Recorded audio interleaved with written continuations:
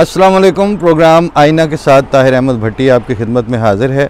वहाँ चूँकि एक फ़ज़ा बन चुकी है कि मीनारे तोड़ दो, कतबे तोड़ दो, कब्रें उखेड़ दो, ये क्या है? ये इस्लाम की खिदमत है। और उसकी वजह और उस तरह की लाकानूनियत के तौर पर कवानीन वज़ा करने की जो रैशनैल है वो कहते हैं जज्बात मजरूह होते हैं। कौन से जज्बात? मजहबी जज्बात। सवाल ये है कि क्या मज़हब सिर्फ एक आपके पाकिस्तान में बसने वाले लोगों का ही है या दुनिया में किसी और का भी कोई मज़हब है? दूसरी बात यह है कि आपके जज्बात मजरूह होते हैं मजहबी, और मज़हब आपका वो इस्लाम है, और इस्लाम ने तो आपको कंट्रोल करना सिखाया था, इस्लाम ने तो आपको रवादारी सिखाई थी, इस्लाम ने तो आपको दूसरे के प्रेजेंस और दूसरे की मौजूदगी और उनके हुकूक का तहफ़्फ़ुज़ करना सिखाया था। तो अब ये कौन सा इस्लाम आप नाफिज कर रहे हैं और कौन से इस्लाम को लेकर फिर रहे हैं जो आपको रोज़ाना की बुनियाद पर गैर इंसानी, इंसानियत से गिरी हुई हरकतों पर मजबूर करता है? ये यकीनन मोहम्मद रसूलुल्लाह सल्लल्लाहु अलैहि वसल्लम का इस्लाम नहीं है, और ये यकीनन आपके इस ज़माने के टटपूंजिए और घटिया और मयार और इंसानियत के किसी भी लेवल से गिरे हुए मुल्लायत ज़दा मुआशरे का इस्लाम है। इसका मोहम्मद रसूलुल्लाह सल्लल्लाहु अलैहि वसल्लम के और कुरान करीम में पेश करदा इस्लाम से और खुदा की तरफ से भेजे हुए मज़हब इस्लाम से कोई ताल्लुक़ नहीं है। अब आपका ये शौक़ कि जी हम इनका कला कमा कर देंगे, नेस्तो नाबूद कर देंगे, वो मैंने नेस्तो नाबूद और कला कमा के हवालों से अब आउटरीच करके आप तक कुछ चीज़ें पहुंचाने का एक डोल डाला है। आप सुनते हैं ना कि अब आपके वो जो मुख्तलिफ मुल्कों में हुकूमत पाकिस्तान के जो असासे थे या जो उनके बिल्डिंग्स थी, अब उनको फ़रोख्त किया जा रहा है। कैनेडी विला मसलन न्यूयॉर्क में या दीगर मुल्कों में आप एम्बेसीज़ में तनख्वाहें नहीं दे पा रहे, स्टाफ को तंगियाँ हैं। अब ये देख लें और ये गौर कर लें कि इन मुल्कों में ये जो मस्जिद जो बनी है, मस्जिद मुबारक जिसके सामने हम इस वक्त बैठे हैं, ये यहाँ का हॉलैंड का पॉश तरीन इलाका है। ये यहाँ के महंगे इलाकों में शुमार होता है। और हज़रत ज़फ़रुल्लाह खान साहब ने वो देग दे के खुदा की राह में वो चौड़ वंड के वो ताल्लुक़ बिल्ला का इज़हार नहीं किया, बल्कि उस ज़माने में जो बेहतरीन इलाका था वहाँ पर एक बेहतरीन आर्किटेक्चर के साथ और पूरी सहूलतों के साथ हर तरह की ज़रूरियात पूरी करने वाली जगह और इमारत वो बना के पेश करने की तौफीक पाई। लेकिन जिस सिस्टम की नुमाइंदगी में, जिस सिस्टम की परवुर्दगी में और जिस सिस्टम की खातिर उन्होंने ये सारा कुछ किया, वो सिस्टम सोया हुआ नहीं था। वो सिस्टम वाइब्रेंट था, डायनेमिक था, और वो सिस्टम दहाइयों के लिहाज से भी और सदियों के लिहाज से भी अगले ज़मानों में यकीन रखता था। तभी ये पहली मस्जिद है हॉलैंड में 1955 में, और अब हॉलैंड में नॉनस्पिट का गेस्ट हाउस और उसका वहाँ नमाज सेंटर और मस्जिद वाली बिल्डिंग, नमाज वाली बिल्डिंग, उसके अलावा अल्मेरा में मस्जिद जहाँ पे अभी हम जाएंगे, वो मोटरवे और हाईवे से दूर से ही आपको नज़र आ जाती है कि ये मस्जिद बनी हुई है। हर जगह मीनार मौजूद हैं। अभी भी मैंने आपको दिखाया है कि ये जो बड़ा मीनार है ये बाद में तामीर हुआ है 80s की दहाई में, लेकिन इनकी कोई मज़हब तो इन लोगों का भी है, लेकिन इनके जज्बात मजरूह नहीं होते। ये देखते हैं कि ये लोग कर क्या रहे हैं, इनका बिहेवियर क्या है, इनके हमसायों के साथ ताल्लुकात कैसे हैं, ये आए गए के साथ किस तरह डील करते हैं।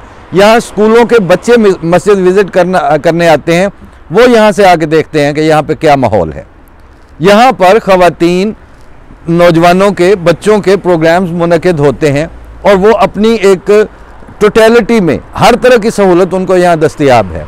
उनका किचन, उनका खाने का कमरे, उनकी मौजूदगियाँ, और उनको बवक्त ज़रूरत क़याम करना पड़े तो उसके लिए मुनासिब इंतज़ाम, फिर इंतज़ामी दफातर, ये सारा कुछ एक सिस्टम के ताबे चलाने वाली बिल्डिंग को इस मॉडर्न मोस्ट शक्ल में जमात अहमदिया ने दुनिया भर में इंट्रोड्यूस भी करवाया हुआ है, कायम भी रखा हुआ है, और उसके लिए आइंदा के प्रोजेक्ट्स भी उसके साथ साथ चल रहे हैं।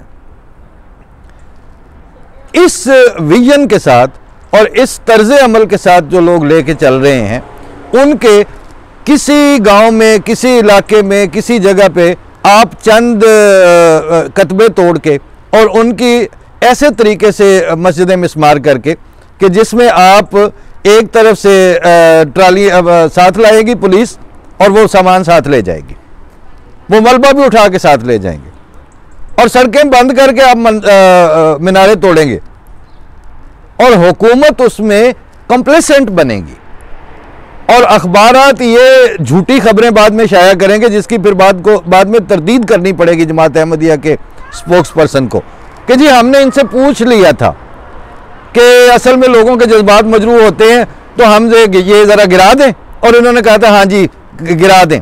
दिमाग ख़राब हो गया आप लोगों का।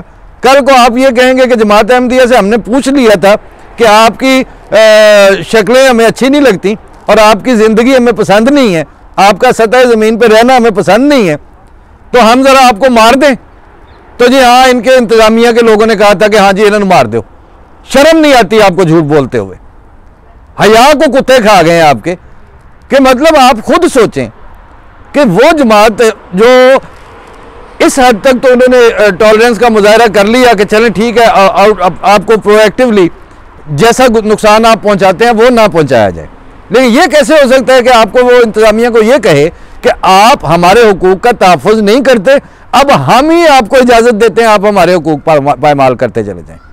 और ये डान में आई रिपोर्ट, वसीम अशरफ नाम का कोई था रिपोर्टर, बाद में उसके जमात अहमदिया के स्पोक्स पर्सन ने उसकी तरदीद की कि ये बिल्कुल गलत बात है, हमने कतन इस तरह। और सवाल यह है कि ये कल को कमला गल करे सियाना क्यास करता है, ये सोच तो लें कि जमात अहमदिया की इंतजामिया ये इजाजत दे कैसे सकती है कि आप तोड़ लें जी, हमारी मस्जिदें गिरा लें जी, मगर कल को कहेंगे हमने इनसे पूछा था इनके बच्चे मार दो, इनको तय तय कर दो, हमने पूछ लिया था। कहां से पूछ लिया था?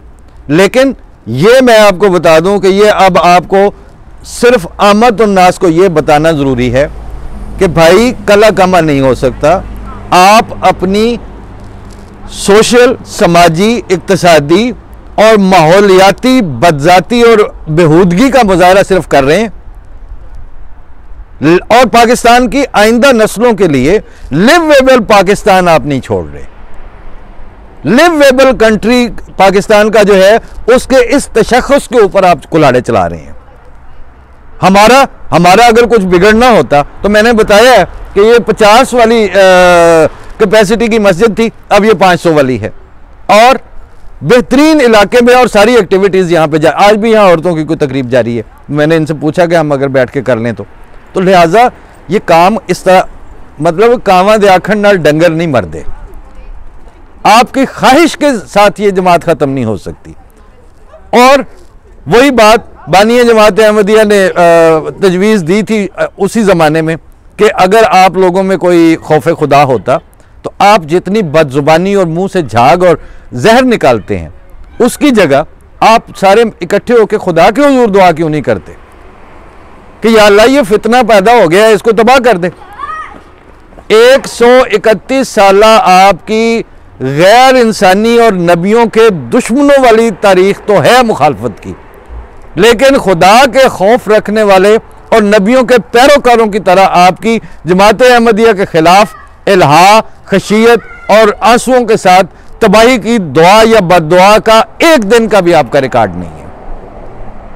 और हमारी दिफा की तारीख बजाय बंदूकों और तलवारों और तीरों और हमलों के मुसलसल दुआ की तारीख है। अब आप इस हद तक के मुर्दे निकाल के भी अगर आप सड़कों पे फेंकेंगे तो वो इंसानी फितरत उसको बर्दाश्त नहीं करती। फिर वो जब मुआशरा इस हद तक नीचे गिरता है तो फिर वो मुआशरा खुद से कायम रह ही नहीं सकता। और ये अल्लाह ताला की जो मालिकियत है और उसके जो जो जो हिकमत कामिला और बालगा है, ये उससे बईद है कि जिन्होंने सोसाइटी को का जो ज़रा सा सॉफ्ट तशख़्ख़ुस था वो भी कायम नहीं रहने दिया, वो उनकी बर्बादी की बजाय जिन्होंने सारी ज़िंदगियाँ उसको फिर भी लिवेबल और प्रेजेंटेबल मुआशरे के तौर पर कायम करने में गुजारी हों, वो उनको बर्बाद कर दे और आप वहाँ पे ढोल बजाते फिरें। ऐसा कुछ नहीं होगा। लिहाजा अपने रिव्यू करें अपने रद्द अमल को। और ये जो है ना आपका तर्ज अमल कि इन्हों के जज्बात मजरू हो रहे हैं, किन्हों के जो दरिंदे ने उन्होंने खातर इंसानों के खिलाफ कानून साजियाँ कर दी जाए। अब ये नहीं हो। इस तरह के कानून साजियों की तारीख भी बंद होनी चाहिए और उसका दरवाज़ा भी बंद होना चाहिए।